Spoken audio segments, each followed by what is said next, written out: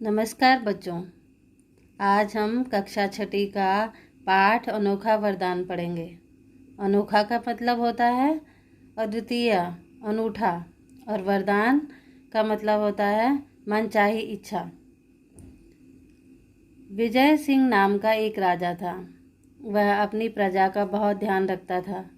एक बार वह तूफानी रात में घोड़े पर सवार होकर एक तंग से रास्ते से जा रहा था। वह भेष बदले हुए था।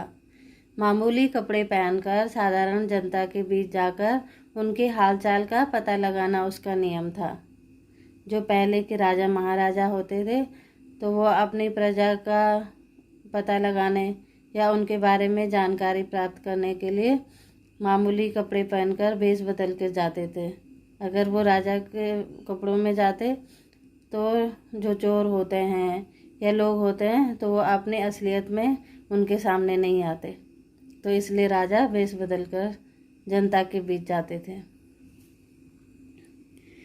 एक रात राजा भेष बदल कर जा रहा था, तभी वर्षा होने लगी। कुछ ही देर में वह बिल्कुल भीग गया, परंतु उसे इसकी चिंता नहीं थी। उसे अंधेरे की भी परवाह नहीं थी। वह धीमे धीमे लेकिन सावधानी से चल रहा था।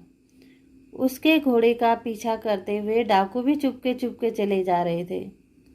डाकू राजा के शानदार घोड़े पर हाथ साफ करना चाहते थे। हाथ साफ करना एक मुहावरा है। हाथ साफ करने का मतलब होता है चुराना। तो जो डाकू थे वो राजा का जो सुंदर सा शानदार घोड़ा था उसको चुराना चाहते थे।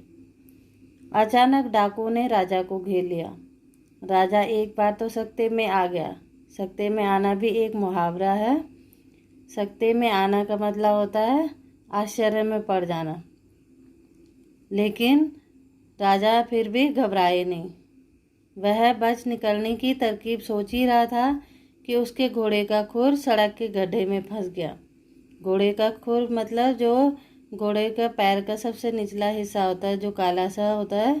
ये ऊपर चित्र में भी दिखाई दे रहा है कि वो गड्ढे में फंसा हुआ है।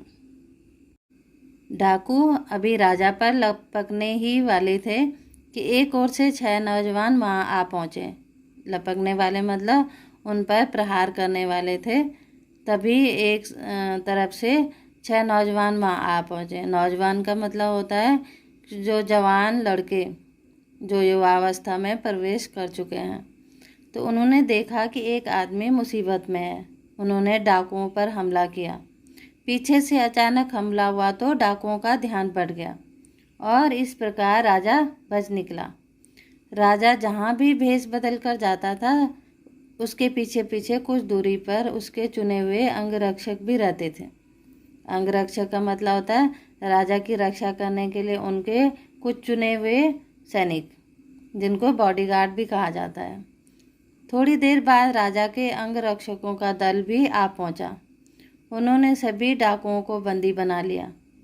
राजा उन नवयुवकों से बड़ा प्रसन्न था, क्योंकि बिना यह जाने कि वह राजा है उन्होंने डाकुओं से उसकी रक्षा की थी। राजा ने उन्हें बहुत बहुत धन्यवाद दिया और कहा कि वे उसके साथ महल तक चलें। भोर होने पर रात की घटना का समाचार सब जगह फैल गया। भोर का मतलब होता है सुबह, सवेरा। तो जब सुबह हुई तो ये जो घटना हुई थी रात की, ये सारे उधर इलाके में फैल गई थी।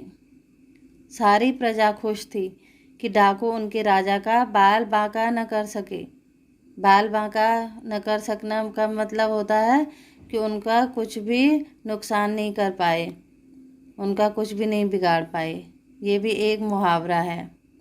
राज्य परिवार के लोगों, मंत्रियों, दरबारियों और सारी जनता ने नवयुवकों के साहस की प्रशंसा की।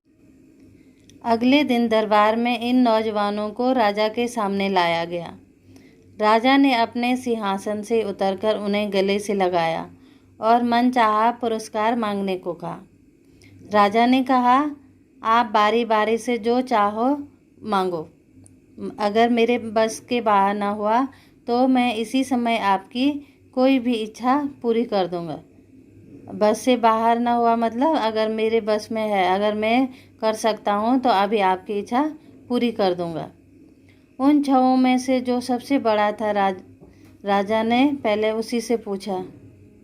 एक पल के लिए उसने सोचा और फिर कहा, महाराज, बहुत दिनों से मेरी लालसा थी कि मेरे पास आराम से रहने के लिए एक घर हो। लालसा का मतलब होता है इच्छा।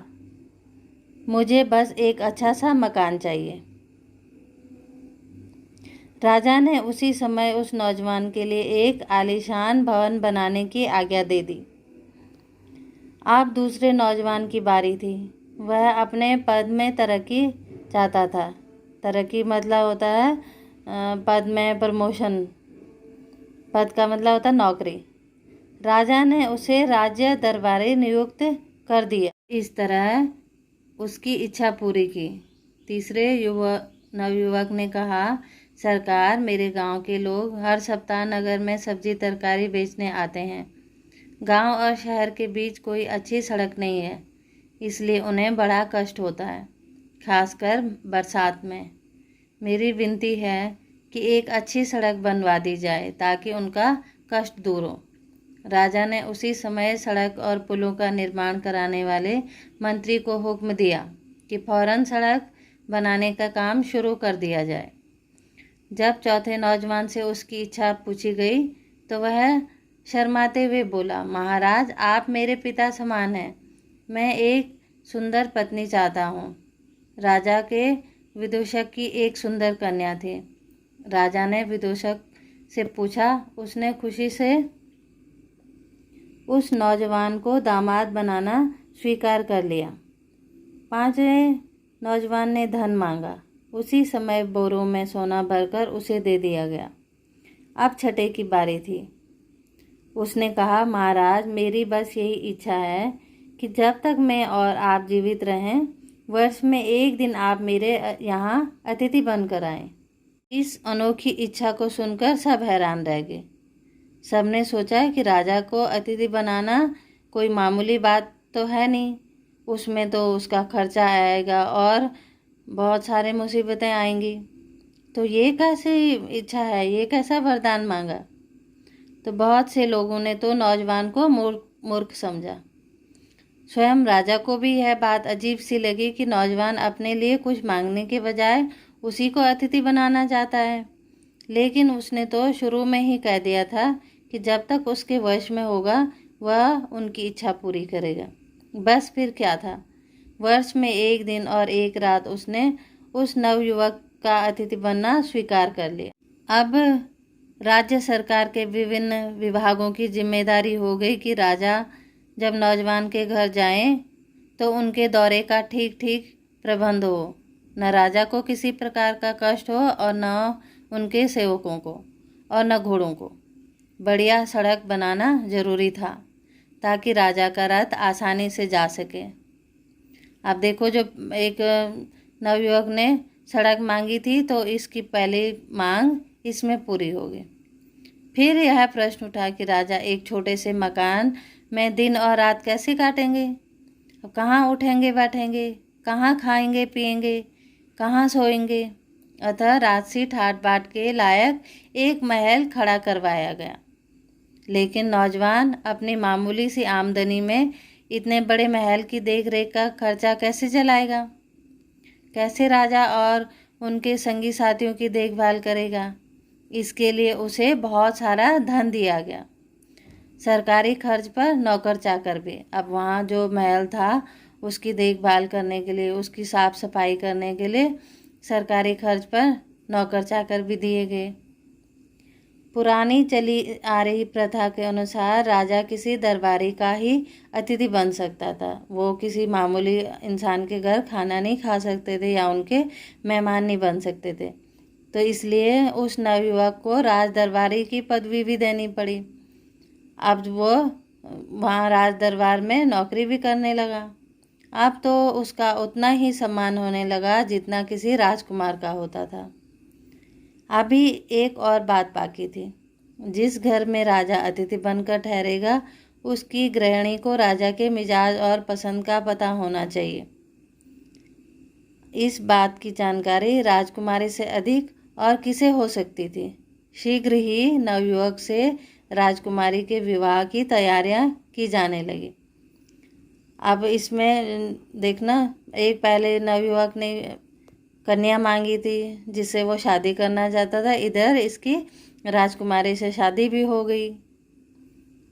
और पैसा मांगना चाहता, एक ने पैसा मांगा तो इसको पैसा भी मिल गया। एक नवयुवक ने नौकरी मांगी थी तो इसको यहाँ नौकरी भी मिल गई। तो इस तरह केवल एक वरदान मांगकर उस चतुर नौजवान ने वह सब कुछ एक साथ पा लिया जो पांचों ने अलग अलग मांगा था। अतः हमें इस पाठ से शिक्षा मिलती है कि अगर हम बुद्धिमानी से काम करें तो हम सब कुछ प्राप्त कर सकते हैं।